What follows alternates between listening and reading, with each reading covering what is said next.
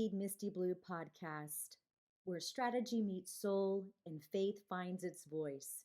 And today, reflection meets inheritance. Pull up a chair, the table is set. There is a significant age gap between my youngest son and his two older siblings. By the time he stepped into his adolescent years, our home had already begun to feel a bit quieter. And after my divorce, life shifted again.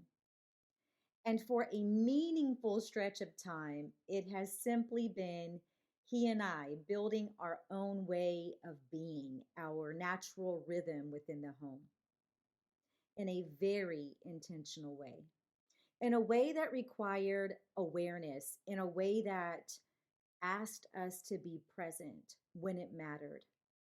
See, when siblings are grown and gone and seasons change, a house can begin to feel almost like an only child home for the one who's left behind.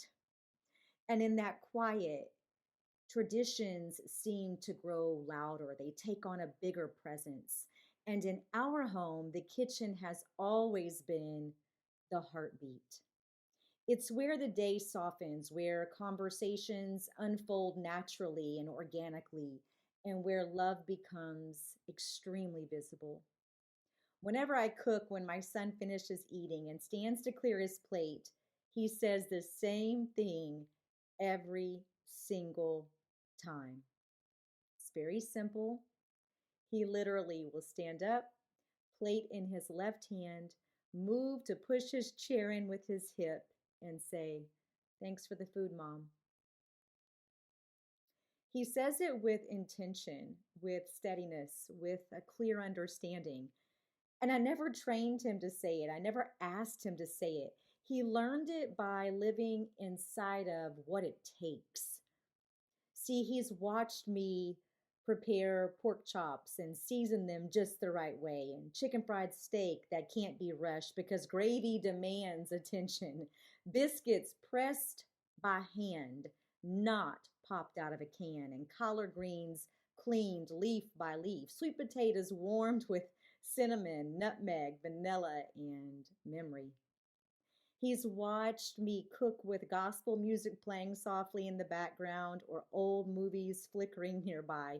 He's been he's seen hands that learned from hands that came before them.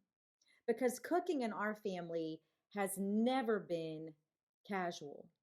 It has always been intentional. It's a way of placing someone at your table in spirit, not just in space.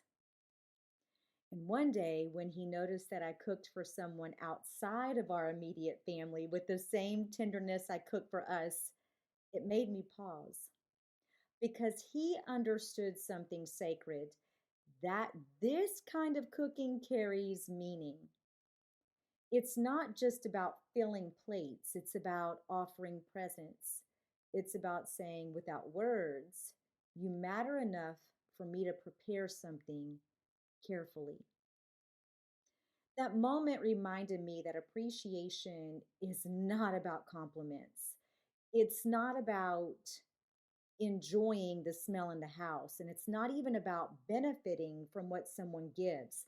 Appreciation is about understanding the cost, the time, the memory, the lineage, the intent, and the care. Food like this is not just food.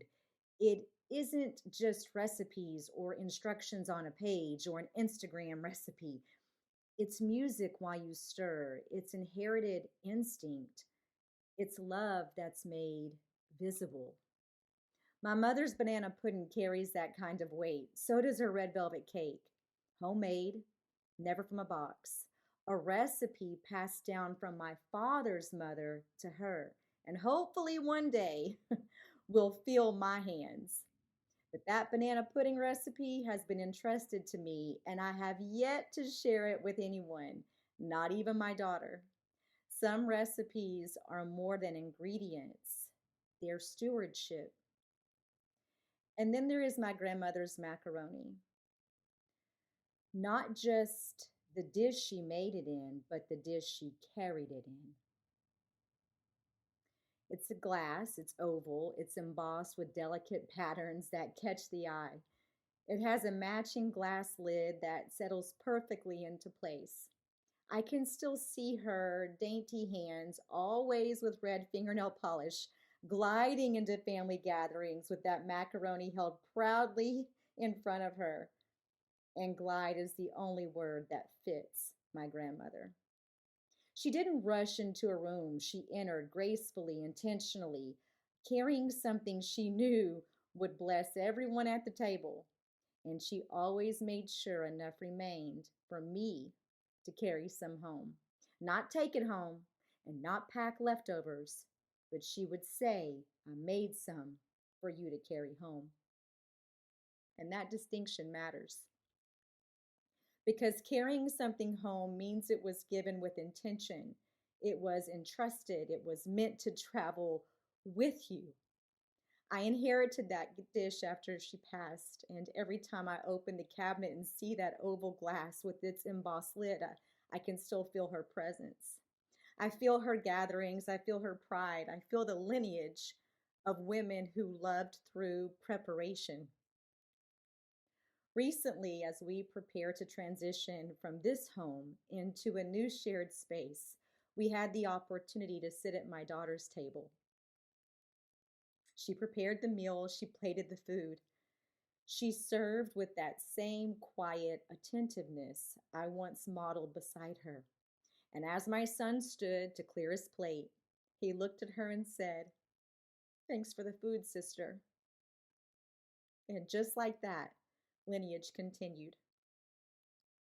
This home has held our rhythm, just my youngest and me. But as we close this chapter and step into another, one thing will remain certain. The kitchen will matter. The table will matter. And the food will matter. Here's to Sunday dinners. Here's to teaching my daughter how to fry pickles just right. Here's to teaching my youngest son how to clean collard greens properly, leaf by leaf with patience. Here's to my mother passing me her banana pudding recipe, a treasure I still guard. Here's to the red velvet cake recipe, handed down from my father's mother to mine, and hopefully to me one day. Here's to my grandmother's macaroni and the oval glass dish that still carries her dignity. Here's to every time I have heard, Thanks for the food, Mom. And here's to hearing my son say, Thanks for the food, sister. And here's to you. Every time you add your special seasoning, every time you sprinkle the extra dash of cinnamon, every time you prepare something with care and no one pauses to acknowledge it, let me say it for them. Thanks for the food. I see you, and your effort is valued. Your preparation matters and your table is sacred, even if gratitude is not always spoken out loud. Some people can taste your food, but the ones who understand it, the ones who carry it home, will always know to say, Thanks for the food. Until next time, pull up a chair. The table is set.